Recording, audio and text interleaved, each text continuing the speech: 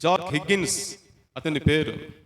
The eagle has landed అనే ఒక గొప్ప సుప్రసిద్ధ నవలను రాసి పేరుగాంచిన వాడు.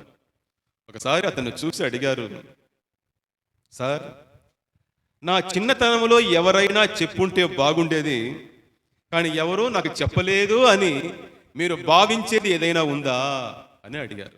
దానికి ఆయన చెప్పాడు, మీరు పైకి చేరుకున్న తర్వాత ఇక అక్కడ ఏమి ఉండదని ఎవరైనా చెప్పుండుంటే బాగుండును.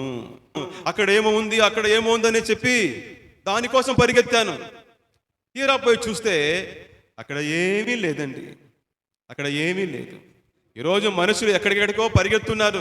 అక్కడ ఏమో ఉంది, అక్కడేమో ఉంది, దానిలో ఏమో ఉంది, దీనిలో ఏమో ఉంది అని చెప్పి పరిగెడుతున్నారు.